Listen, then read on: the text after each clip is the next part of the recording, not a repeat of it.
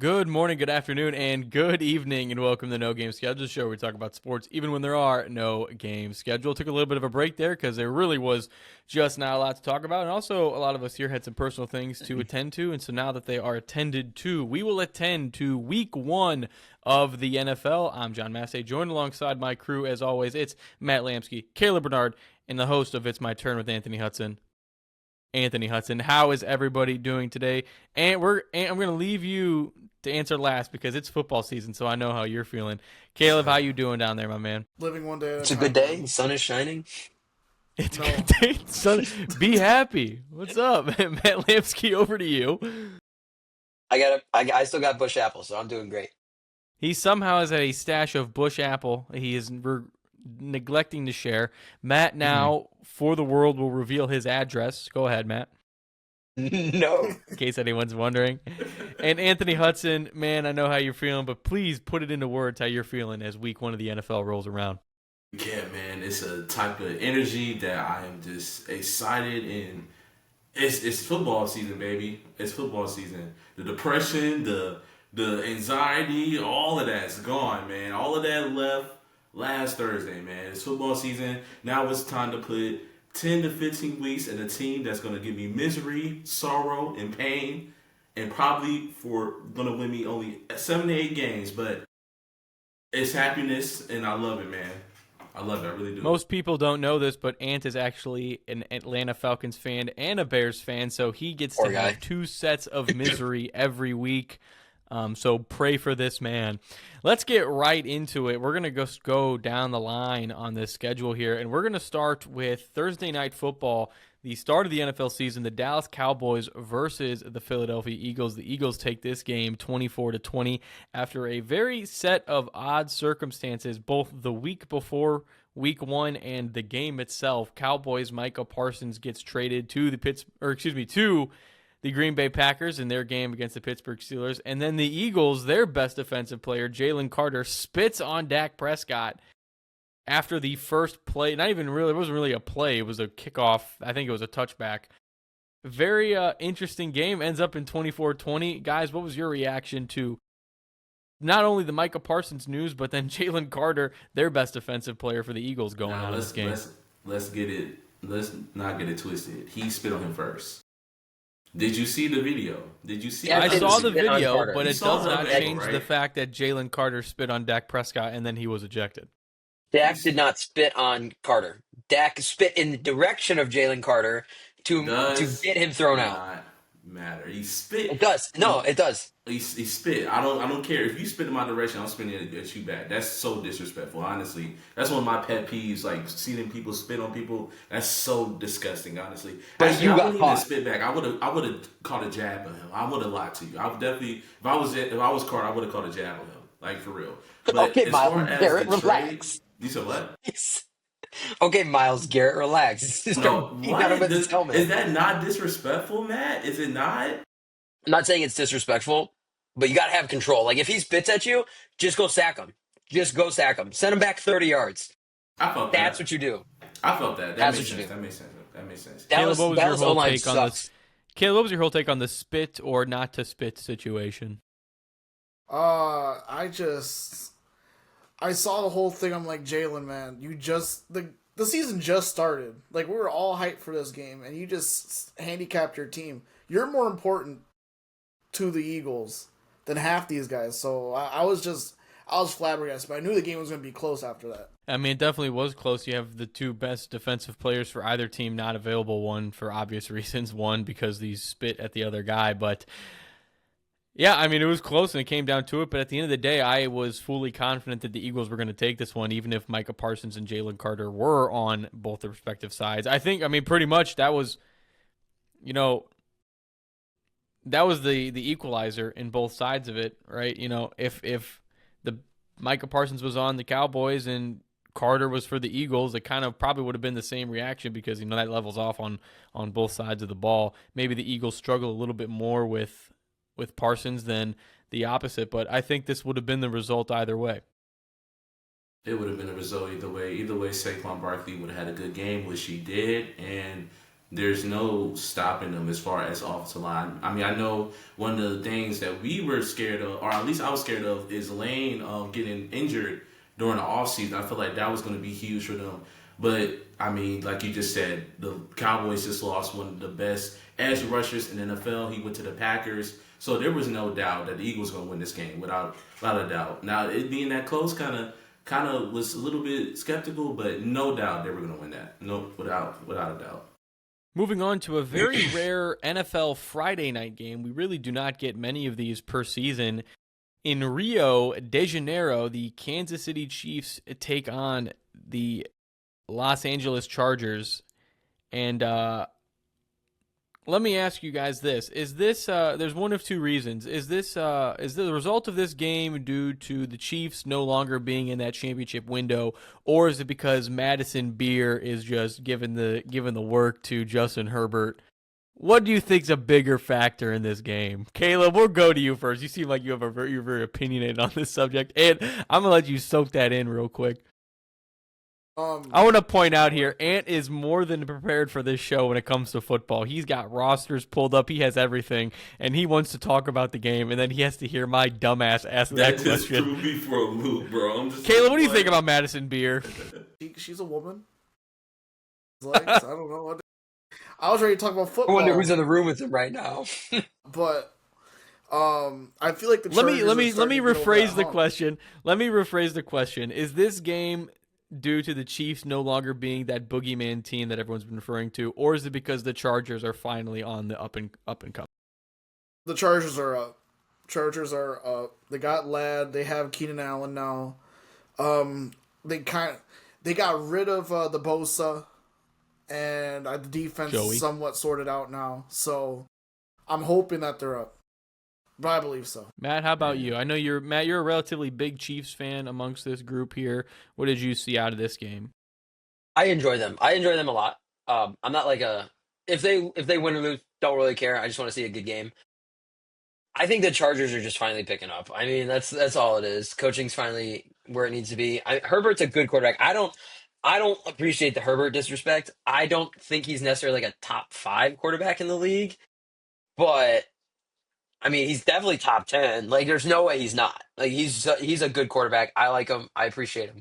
I think the Chargers are just they're good now. Like, that's all it is. They deserve it. They've been bad for a long time. Kansas City obviously was whooping them for a long time. So I think that the division is finally exciting. That's the way to put it.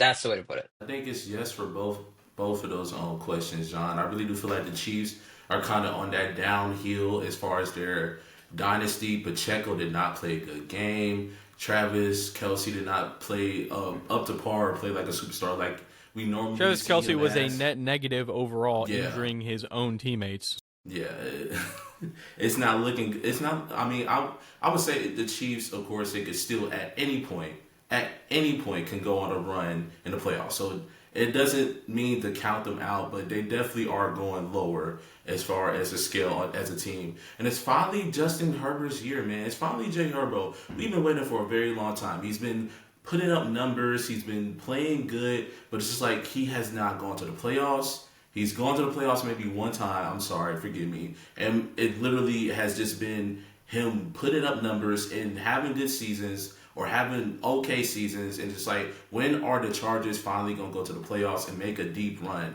And I feel like this year it's going to be it. Quentin Johnson finally it looked like he's beating the allegations.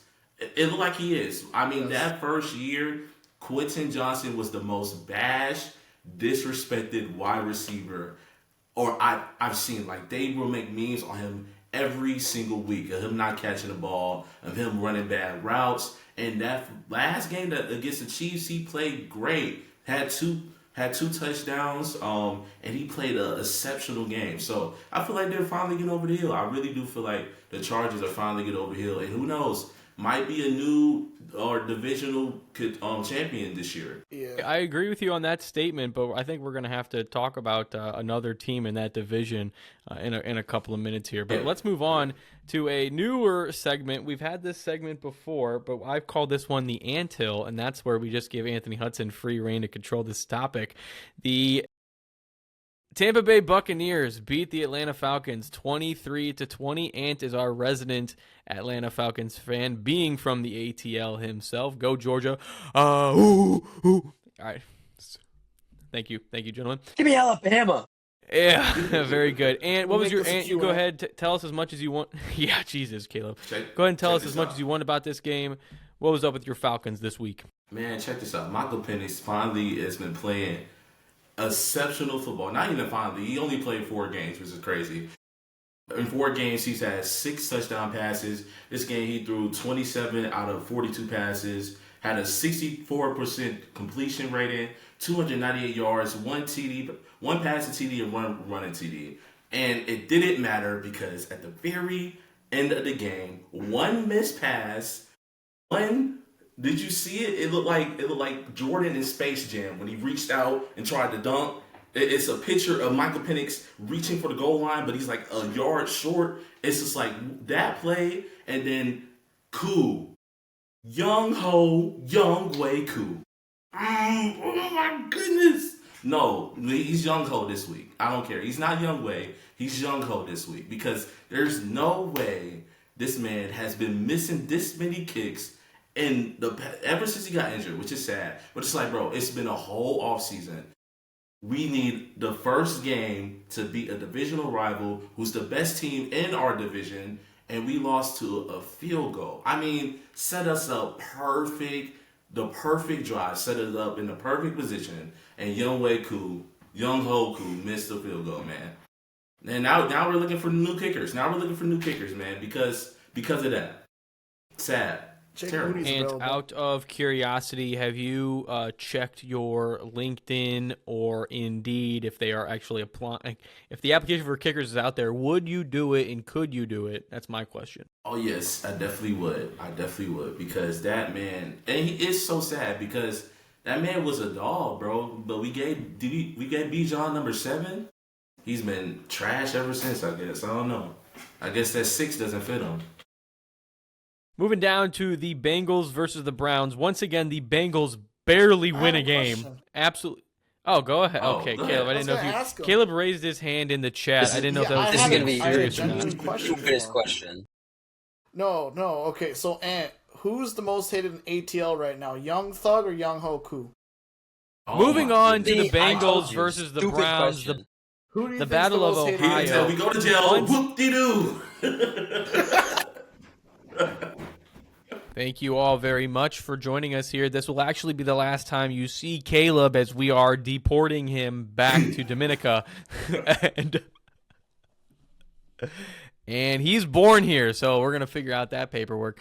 Moving on to the Bengals versus the Browns, the Battle of Ohio itself. Once again, the Bengals defense proving that they literally cannot do anything if their lives depended on it, beating the Browns by 1 point. I'll ask the question, though, because only 17 points. Is this game more of a reflection on the Bengals defense still being the Bengals defense or the Bengal offense kind of having some problems of their own this year? Matt, we'll go to you, resident Joe Burrow fan. I just think that it's just the same thing with the Bengals, man. I don't know. There is something going on in Cincinnati. There's a ritual or something going on in the locker room that is like cursing these people because they actually have like somewhat of a decent team this year. They should actually be somewhat good. But of course, there's something going on. There's something in the water over in Cincinnati that's just requiring them to suck. And like they did good. And like, okay, you beat Cleveland, who's having some quarterback questions. They have a lot of publicity right now. You know, a win is a win.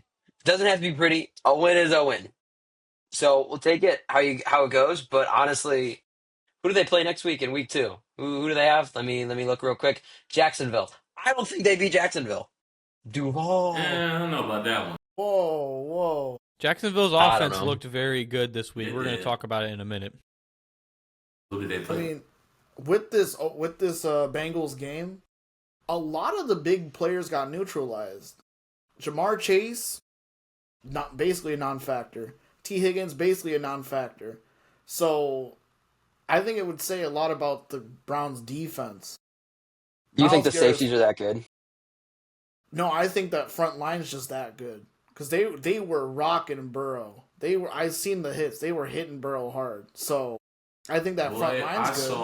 I saw, what's it called? Miles Garrett run a stunt. It's crazy. It's like the defensive tackles crashes in, right? And he comes in and takes out the guard and tackle. All you see is Miles Garrett just come around like a screen straight to Joe Burrow, smacked him. I'm like, oh my goodness. Okay, are Ooh. we talking about like whether the Bengals offense sucked now or whether their offensive line sucked? Because that's a completely different conversation. We know the Bengals offensive line is just it's worse than the Bears. And the Bears honestly offensive line was not Well, that bad. We'll you, get to you that in a can't minute, put It's so them I don't all. want Your to jump ahead. offense It's in not general sucks. terrible. It's not as terrible as it's been in the past. They just went against a great defensive line this week. It really was. I mean, Miles Garrett, he's the best in the league. So I don't think that's too big of an issue. If I'm The being run game honest. wasn't that inspiring either. So I mean, dude got Like, like It what wasn't. again, not I'm not saying the 40 run game wasn't yards? like perfect. This sounds more like an offensive line problem. Probably is. Yeah, But it doesn't is. that I mean, I'm not encapsulate gonna say that it's offense? not. I'm not gonna say that I it's mean, hasn't that not. been the biggest problem for them for the last, I don't know how many seasons ever? Ever since they drafted Burrow, yes. Yeah. I think Dalton had a pretty good line. Andy Dalton had a good line. I have no idea. I did not watch Cincinnati during that I time. think they're just giving, It once was like again, I I think they're just avoided giving, them. I think part of the problem, and we've talked about this on the show before, I think I'm not saying he's not worth it. That's not what I'm saying. Don't twist my words. But they're just giving Joe Burrow so much money, and they're giving so many guys so much money that they have so many A-tier players, but the drop off between their top players and their second tier is so wide. In that gap is where they're struggling. And I think a lot, I mean, that's not just in football, it's a lot of sports. And you could just watch the NFL right now and you could tell that's a big problem. The Chiefs have that problem right now. If we go back to it, the Chiefs A players, number one, some of them aren't performing like A players, but they're getting A player checks. And so the drop off for salary cap is really hurting them. And I think every single year, the team that manages that gap the best is normally the team that wins. I mean, Philadelphia, their secondary players, not the secondary as in safeties and cornerbacks, secondary as in pay, they filled those gaps perfectly, and that's why they won the Super Bowl.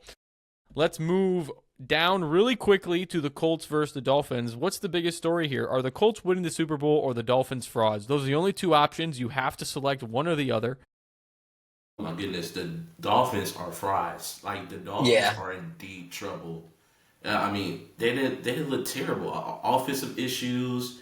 O line couldn't fix protection. It's just Tua was constantly getting under pressure the whole entire game. It looked really bad. And the funny thing is, like the Colts, who's been having their struggles all off season, is Anthony Richardson gonna start? Is Anthony Richardson gonna do good? Not Joe Flacco, but what's it called? No, it is Joe Flacco. Jones.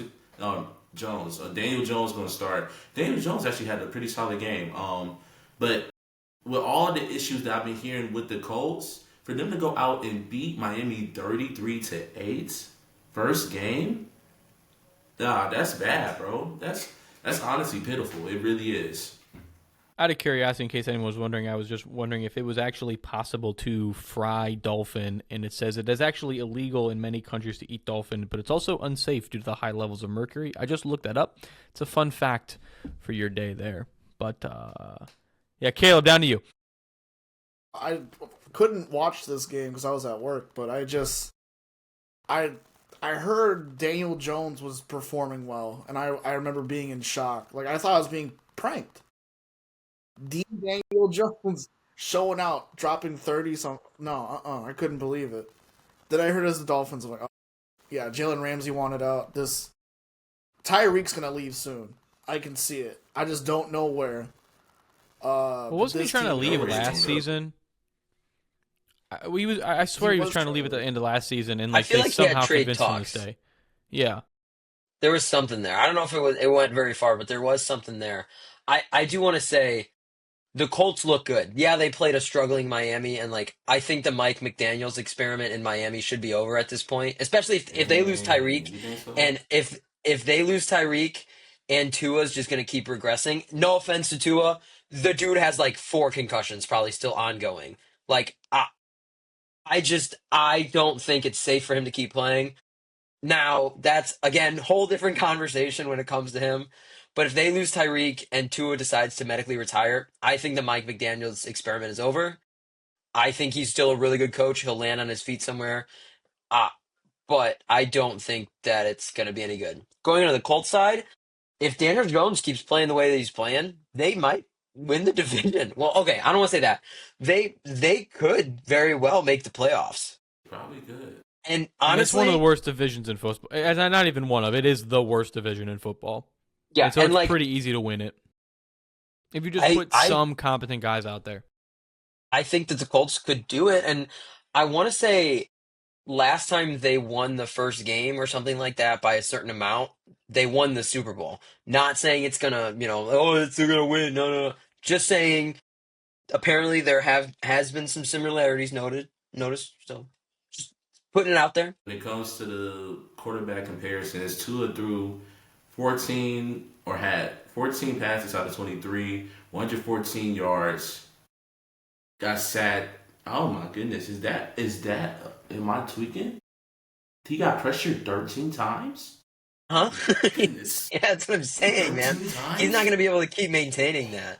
He's not. He's just Oh going my to keep getting goodness. injured, and I, it all it always has to come down to, yeah, you want to win a Super Bowl. Yeah, you want to be there for your team. You don't want to be 40 years old and like you can't form a sentence. You know what I mean? You got to retire at some point. And it's unfortunate that Tua had the injuries he's had, and they were clean plays too. It just, you know, it is what it is. So, Danny Dimes threw 272 yards and a touchdown. Look at that, man.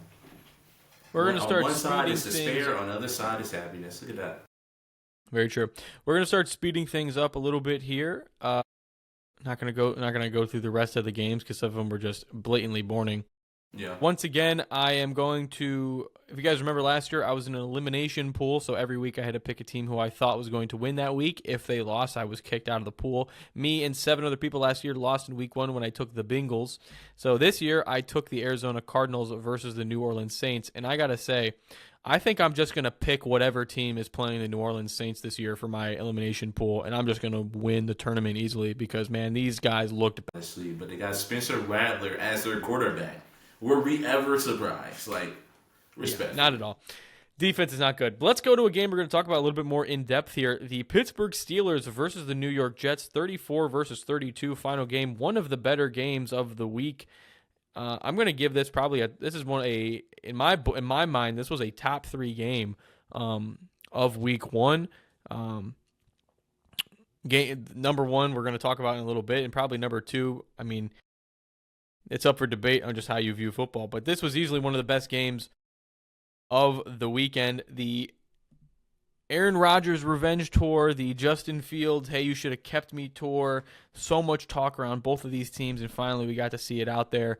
And as a football game, purely as a football game, what did you think of this? I thought it was honestly a spectacle. Honestly, it was a chance for Aaron Rodgers to go out, like you said, and to prove to the Jets, who literally just got rid of him, that I still can play. I still have at least a good year in me to where I could at least, take the team that I'm going to be on to a Super Bowl contender or at least a deep playoff run. But you got rid of me. You got rid of me. And it's like, okay, I'm going to go to the Steelers week 1. Because we know what happened 2 years ago, week 1. It's like I get a chance to redeem that and win at New York. Yeah, it's my time for real. And he played a solid game. He really did. But I feel like the man of the hour was definitely Justin Fields, man. I mean, Justin Fields, it's like a story that's just been kind of like years in the making. Can he finally have a team where he could fit the offensive scheme? Is he just a running back, or is he just a running back quarterback? Like, can he actually be a solid dual threat quarterback? He had it this game. He just really did. He flourished. Everything was just slow. As far as just the offense coming to him, and he was making plays. I mean, look how many points he scored. Now I know those were all him. I know those were not all him, but he played a great game, and it was just good to see both of them. It was just good to see 2 quarterbacks that have been downplayed in the past couple of years to play great, and it really didn't matter who won. We just wanted to see both of them play good. Yeah, I think it's really interesting. I'm going to carry that point there, Anthony. I think it's really interesting that you said both of these guys have been downplayed the past couple of years, and really just for two entirely different reasons. I mean, Aaron Rodgers, if you want to, blame age, politics, injuries, whatever it is, and Justin Fields, it's Psychedelics. just like, yeah, Drugs. that too. The Joe Rogan podcast. If you want to, you can blame whatever, but then for Justin Fields, I mean, really, you just like it's just a football, like on a football level, right? It's like you either go you either like when people downplay players, they either go stuff that has nothing to do with the sport or they hyper focus on details. And it's like, yeah, dude, the Bears just did not develop him. And I think Justin Fields did a really good job in Pittsburgh. I think it was a honest to God mistake that they didn't keep him. Yeah, sure, Aaron Rodgers might look good now, but he's only your QB for this year and then he's done. You could have had Justin Fields for 5, 6. He could have been just your guy until the sun goes down. So it's very interesting, like you said, Ant, to see these guys both downgraded and both had excellent performances. I haven't heard a single person say Justin Fields is the reason the Jets lost, because it would just be untrue completely if they said that. Justin Fields had 218 yards, 1 passing touchdown, 1 rushing touchdown. On the other side, Aaron Rodgers had 218 yards with 4 touchdowns. So both played exceptional games. Brees Hall too played really well. Both perfect. Yes, Brees Hall too. Brees Hall, I feel like Brees Hall's top 5, man. I feel like he's top 5. He's been kind of breaching to that point. I feel like this year he's gonna break it, bro. He's top 5, can possibly be top 3. He's just that good. He's so quick and shifty. Let's move down just a little bit here. Let me go back to the games list so I can get back on the right track. Really quickly, what did you guys think of Cam Ward's debut for the Titans? Oh, I watched this game actually, so I could probably speak on this a little bit. Go ahead. Lots of drops by the Titans. I wouldn't say it was a terrible performance. There was a chance to win it. That Broncos defense is good, but there was a lot of drops. There was even a video of the dad after Calvin Ridley, who was washed, by the way. After his drop, the dad literally went crazy and was basically stood up and was hanging over the railing. He was going nuts, because that's why he got drafted first overall, because this team is trash. This team is very, very bad. And I hope he can survive and actually develop, because Tennessee is not known for developing their quarterbacks. So, but it was a good game, close. But Cam Ward, man, I mean, you could tell he's a stud. You just gotta get weapons around him that aren't Calvin Ridley and all of them. Watch the game. I can't speak on it, unfortunately. Very good. Let's move I down didn't miss really anything, quickly. though. Let's move. Ann, did you have anything you wanted to add? I was about to say just real quickly. His pocket progression is very slow. And that's gonna have to change. He's taking a very long time to throw the football, and he's very nonchalant about it. And he got rocked a couple times because of it. So that's gonna have to change in the future. We have 3 more games I want to talk about here. Probably, if going back to, if you look at top 3 games of the week, this is definitely going to be one of them. The Lions versus the Packers in week 1. Packers take the game 27-13. Here's my question to you guys. Against 2 options here. Are the Packers, was the addition of Micah Parsons on top of everything they already had, was that the final boost to make them the number 1 team in the division? Or are the Lions just not that team anymore? I think it's a little bit of both. I think I'm going to just hop in here.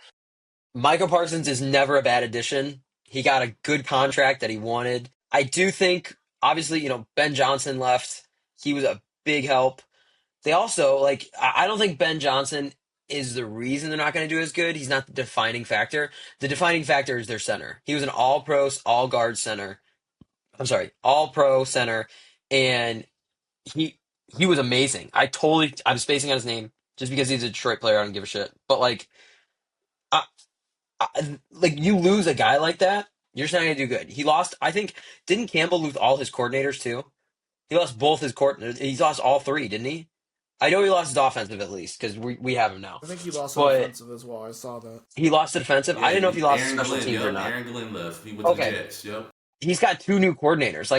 I'm not saying they're going to come out swinging again, but, the Packers are just, they just have that edge right now, and it's fine. We know what's going to happen. We know that they're going to do good. So Parsons is going to haunt the Bears and haunt him. Parsons is going to haunt the division for the next 4 years. Absolutely. And ironically, the only man who could beat Parsons was in that game, and that was Sewell. And I still think Parsons and Sewell actually they were going at it pretty good. I don't know how well Parsons did, but I do know that Sewell did I've seen some clips. He did a very good job against Parsons. Parsons only had one sack.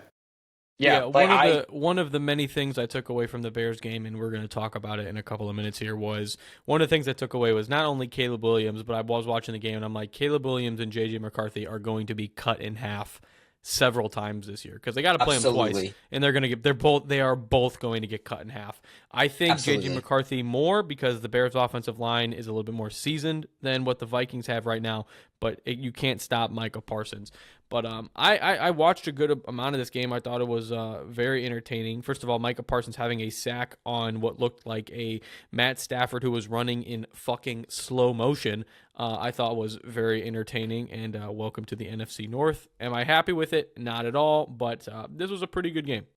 Someone called it, a gazelle running away from a lion. That's what it looked like. That's literally what it looked like. I've seen so much stuff where like nature documentary. Yeah, it's fantastic. I feel like when it comes, man, I can't believe the Packers of all teams got Micah Parsons. Like that's like the perfect piece for Jordan. I know Jordan Love was just screaming at his phone when he saw that. There's so much pressure off his shoulders now. So much pressure off his shoulders. He doesn't have to put up 40 points a night anymore. He don't. He doesn't even have to put up 27. He could probably put up 21, and they'd still beat him. They'd still probably beat over half the teams in the league right now. And Xavier McKinney, he's one of the best safeties in the league. He's already shutting down the wide receivers. And a defensive line can literally be your best coverage. Like literally, if you give the quarterback 1 to 2 seconds to throw the football, they're going to force an interception. And now Xavier McKinney has Micah Parsons as an edge rusher in front of him. That's man, I just don't see nobody beating the Packers this year. Respectfully, I'm sorry. I know we're a secondary Bears fan. I'm sorry, but don't keep gushing over them. It's great. That's just tough. Yeah, okay, I'm done. Just clean up when you're done. As a primary Bears fan, I'm here to inform you that we will also be deporting Anthony Hudson back to Atlanta. He is no longer allowed on the show. Matthew, it's just going to be you and I next week. Let's see what happens. We're going to skip the Texans versus the Rams. It was a pretty boring game, but we're going to go on to, in my opinion, the game of week 1, the Buffalo Bills versus the Baltimore Ravens. If you're a Bills fan, you are riding high this week, and if you're a Ravens fan, you are punching the air around you. A 41-40 final score. An interesting statistic here. In case you missed it, Josh Allen finished week 1 with 251 yards in the fourth quarter alone. This was an excellent performance. I thought this was we had the MVP debate on this show maybe like 3 or 4 times. At the end of it, I think me personally, it was just a flip of the coin. But I think this was kind of just like the final. If you want to look at it in the context, this was the final nail in the coffin of like Josh Allen saying, "I did deserve it." Because man, him and the Buffalo Bills. Let's not just give it all to him, but they balled out in the fourth quarter. Historical performance. Clutch. That defensive play at the end, clutch. Absolutely. Defensive play clutch on the Bills and defensive play on the Ravens.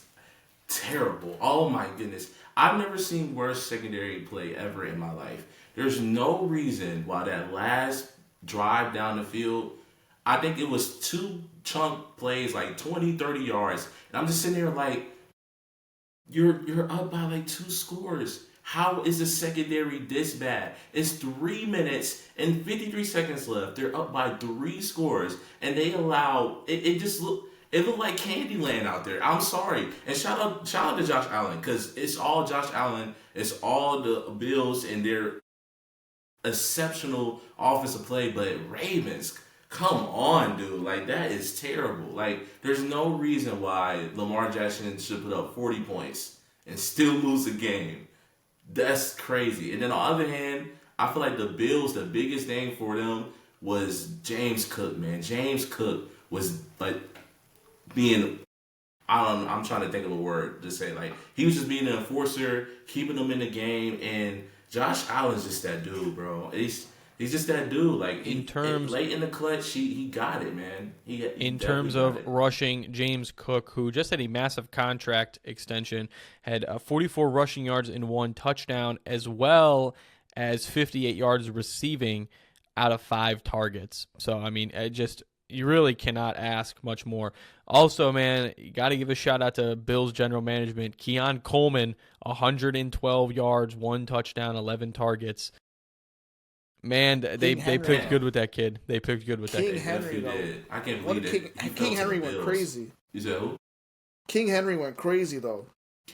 Derrick Henry did have an extraordinary game as well. 169 yards with 2 touchdowns. It was averaging 9.39 yards a carry. Don't forget about the 2 stiff arms. Yeah, I definitely stiff arm think to death. we also are had going 1 to target see receiving and again. had that total for 13 yards. Crazy, man. Yeah, we're going to see these teams again in the playoffs. I mean, I don't want to count the Chiefs out quite yet of saying like they're going to be in the NFC or the AFC finals, but if there's going to be an AFC finals, my money is on Baltimore and the Bills. And I hope it's the Bills. I would love to see that franchise, get that Super Bowl. I honestly, this game could go either way. Next time they play, I could see Buffalo, or I'm sorry, I could see Baltimore winning. Oh boy. Go ahead, John. Okay, I have a very funny story. Relax. I don't know why you guys are. Is this like Caleb's funny story? Who's more hated in Atlanta? Young Thug? No, Or it is a just funny one story. guy? It is actually a funny story. I had an all staff work meeting on Tuesday. My boss at work is a huge Bills fan, and pretty much everyone else in my department is a Bears fan. And so it gets to his point in the meeting where he has to get up and like give a very short presentation. And once again, he is like from Buffalo, loves the Bills. He gets up, doesn't say good morning, hello, anything. He gets up and says, "Not a lot of Bears jerseys in here today," right? And everyone starts groaning. And so the meeting goes on, and then like literally, I kid you not, like 30 minutes later, it gets to be someone else's turn. It's our head baseball coach's turn to talk in the meeting, and once again doesn't address his point. He just turns around and goes, "Hey, quick question: how many Super Bowls do the Bills have?" Absolutely on site between those two. I cannot wait for that dynamic to play out further in the season. So yes, a funny story, Matthew. I'm allowed to have those sometimes. Who's more hated in Baltimore right now? Mark Andrews or Young Thug? It's definitely Mark Andrews. I promise you that's the answer. It's a funny joke. You just It was a good joke. It was definitely a good Mark Andrews, by the way, in this game had 5 yards. I know because I have him in fantasy. Oh my God. So I promise you, Mark Andrews is the answer to that question. I'll trade him for a jar of Old Bay. Here's a real question, though. Who's more hated in the city of Chicago right now, Ice or the Chicago Bears? Because I think this question is going to be really hard to answer here. The Vikings win 27-24. Caleb, I do think we are going to lose Caleb in this episode. He's going to toss his hat. He's going to come back with a different hat on. He's going to go rambunctious. Caleb, I'm begging you, just stay on the line with us as you crash out here. If whoever wants to start, just go ahead. Go, Caleb. Yeah. Caleb's ready. Because you're probably going to take the longest. Somebody play the Homelander music for Caleb. Go ahead. I believed, right? I had the belief that I took Caleb Williams in fantasy, right? That's how much I believed in this team. You gonna move Right. his mic out the way. And then I get the notification that Jalen Johnson's gone, injured, and Kaylor Gordon's injured. I said, oh shit, this is going to be terrible. Right? I want to shout out Nashawn Wright for stepping up and locking up Jalen Johnson for the first half of the game. Or not Jalen Johnson, Justin Jefferson for the first half of the game. He definitely That did. Bears defense for the first half of the game were some shit wreckers. They looked untouchable. Some of the best defensive play I think I've seen. Right? And considering we didn't have our 2 starting cornerbacks, I was very impressed. Caleb Williams, the first half, looked pretty good, made one miss. The whole team was impressive. Then the carriage turned into a pumpkin.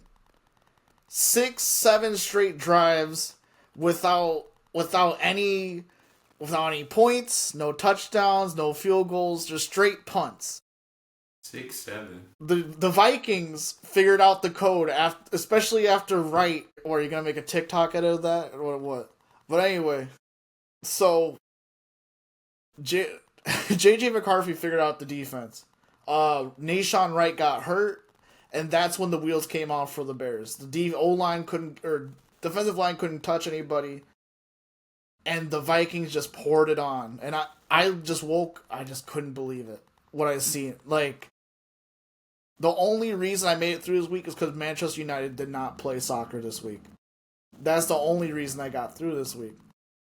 I have a pie chart and I have the percentages of who's to blame for this game, but I want to let y'all talk first before I get to that. Yes.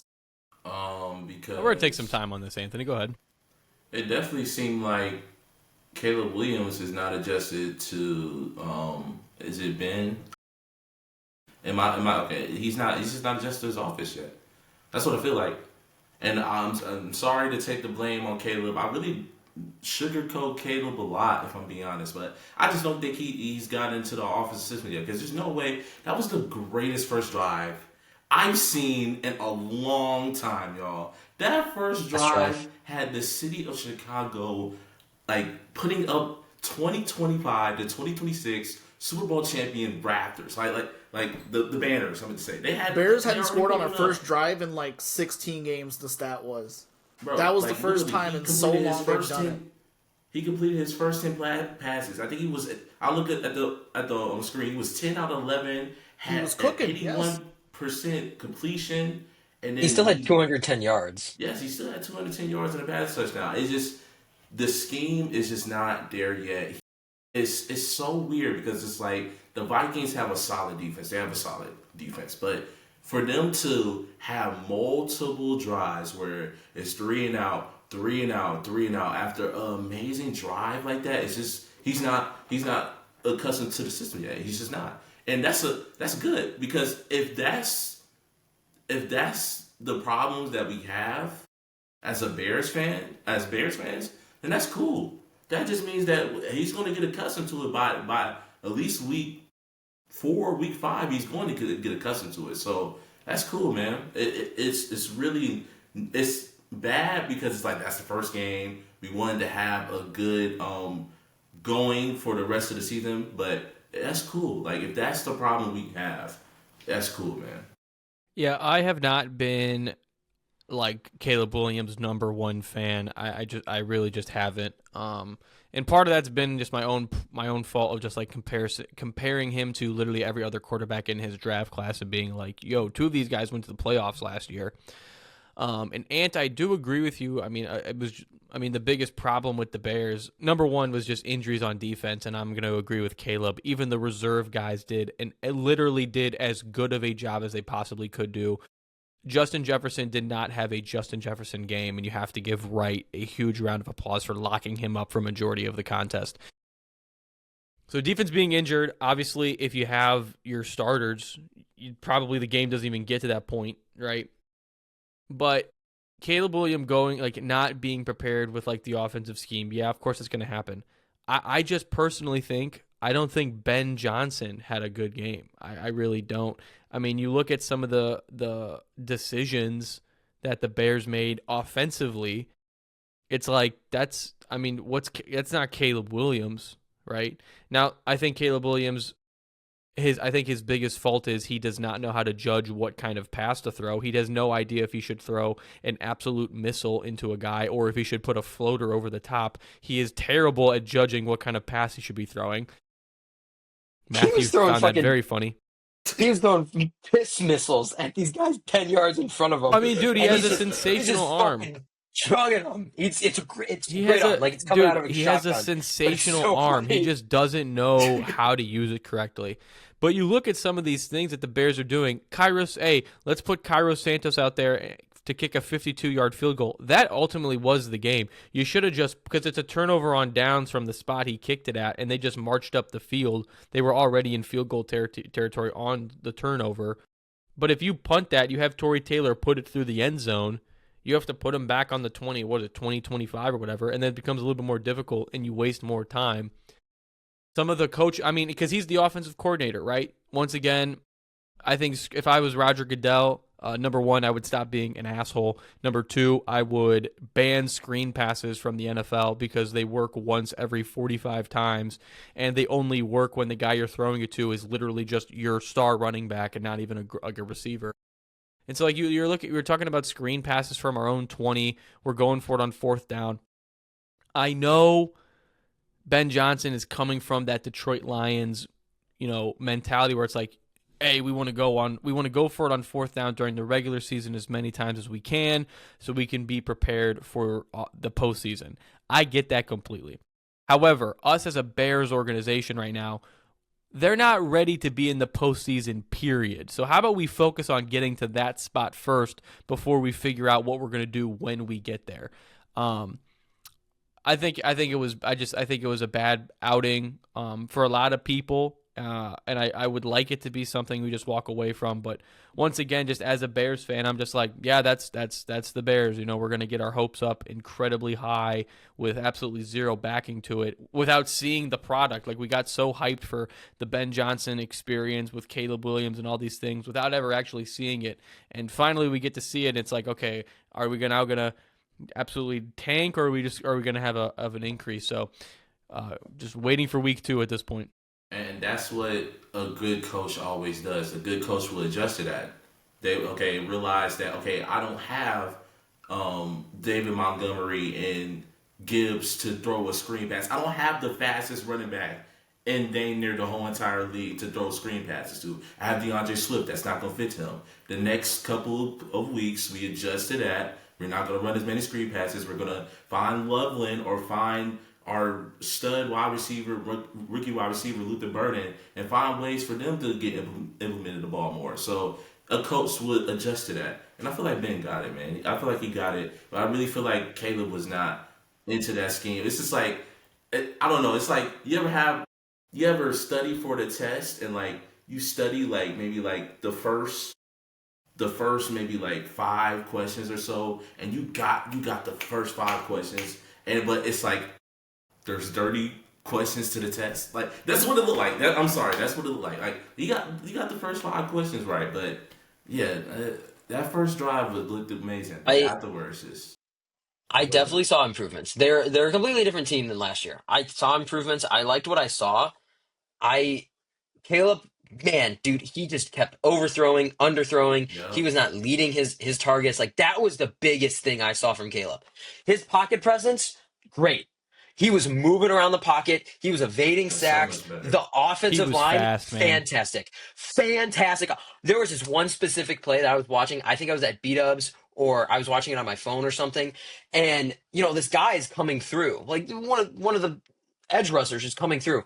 And you saw the guard literally turn around and just push him down. Like, it was beautiful. It was a beautiful play. And Caleb still got that ball out. I think the pass was completed. It was great. I loved it, right? What I think the issue is, and it's definitely, there was, I was trying to ignore you. What I think the issue is obviously, like, maybe we just shouldn't be throwing 30 screen passes a game. Yeah, terrible. Especially on our own 20. Hated that. Another thing is, I understand kicking a football is harder than it looks. If he tells you to kick it through the end zone, just fucking kick it through the end zone. It needs to be in a specific spot. Or else, no. Kick it. Just fucking put it through the end zone. I don't give a shit. I don't give a shit if you get the third grader in the third row. Also, why not just like kick it out of bounds? Like, it doesn't have to be through the end zone. You just need it. You literally just need it. You literally just need them to not get possession of the ball. It doesn't matter, dude. It doesn't matter where the ball is going to be placed on the field. You just have to force a turnover any way you can. I've become so numb to our kickers missing field goals that I'm like, you know what? Arguably, it's called the Windy City for a reason. part of the reason why we're going to Arlington and building a dome is so that Literally way the has wind nothing doesn't to do with affect us. that, but okay. No, It has but nothing. like no, It no, has no, no. absolutely nothing to do with that. He's The created wind doesn't matter in a kick. Yeah, but that's not why it's It's called the seven. Windy City. I That's love, not I why love it's the called the subway. I like Windy it, man. Well, I why like is it called the Windy City if we don't have a shit ton of wind? Because the Democratic National Convention was held there, and the Democrats have a lot of wind. That's why they talk for so long. Look up it has nothing to do with wind, Yeah, Matt. literally nothing. It has No, nothing no, no. to do with wind. Part of the reason, no. Listen, at Wrigley Field, the games used to be 17-16 because the wind would carry the ball. They used to be fucking like football scores because the wind would carry the ball. Brother, I'm not no. saying there's another. It's like this. It's like being the second city. Yeah, there's two reasons we're called the second city. Part of the reason is because we came right after New York. We were the biggest city after New York until LA. And then another reason is Chicago fucking burned down one day, so they had to rebuild a second city. There can be more than one meeting, John. It's like you're fucking. It's like they can't suck and have things to clean up at the same time. You just made Matt crash out, bro. That's hilarious. I This is thought here Caleb was gonna. because we have I a thought windy Caleb was gonna city, go first. so the ice needs to be here for the food week, so that way it looks like ice melts food. The fuck? We're right on a lake. Like we're acting like there's no wind effect on a lake. What? What is going on? Y'all are hilarious, bro. Y'all are hilarious. Oh my god. If most of you guys don't know this, but Matt's girlfriend is in fact sitting right behind him. He's not fake. Matt, I've never heard someone be so wrong but so passionate. I don't know. Right. This brother is so Literally. wrong but so loud and this is just like. Why are you looking at me like that? Like, Caleb, I was gonna let you take this segment over, but you decided to keep on this. this brother is so wrong yet so misguided. Yet The so Democrats are confident. fat, so they have a lot of wind in them. There's balloons in their stomach that they. So anyway, So anyway. I think we need to look at DeAndre Swift as our running back because, because I think he had a poor performance. I don't think he's the running back that Ben Johnson wants. Like what happened to Not at all. Roshan Johnson? What happened to Injured. Roshan Johnson? What happened to him? He's injured. Injured in preseason again. Yeah, Who's our second running back? we don't have one. That's an issue, and we just saw Tank Bigsby get traded for what, a fifth and a sixth. Like we need to address that. We need to find someone to be. Let's see. Free agent Number running two. backs. Gus Edwards, Cam Akers, Khalil Herbert, Zach Moss, and that's it. Clyde Edwards-Helaire, he's still here? Yeah. Cam Edwards will actually be a solid free agent running back. He played for the Chargers. But I got Ben Johnson having the biggest. Listen, I to said this. blame I said for this. I have I'm gonna like already. 30%. Yeah, I'm gonna be that guy and already start looking towards the end of the season, right? In the draft, right? I'm gonna look at. But like I said this before, it's like everyone kind of expected this to like the Ben Johnson and the Colson Loveland and Luther Burden, all these picks that we had. Everyone kind of expected it to be like, oh, the rebuild's done now. It's like, no, it's still several years in the making. Like you still need to have like a draft or two more with Ben Johnson to like fully get a squad of guys together, and you have to have another free agency cycle. That's like my most annoying thing about Bears fans is just like they go through half an offseason. They're like, all right, we're done. We're ready to go over the Super Bowl right now. It's like, yeah, but we're not. So maybe we just relax this season, lose a couple games on purpose. I don't want to say that, but we really we're not going to go. Listen, first of all, there's an odd number of games this year. No team is going 500. No team. You're either above 500 or you're not. You're not going to be 500 this year, okay?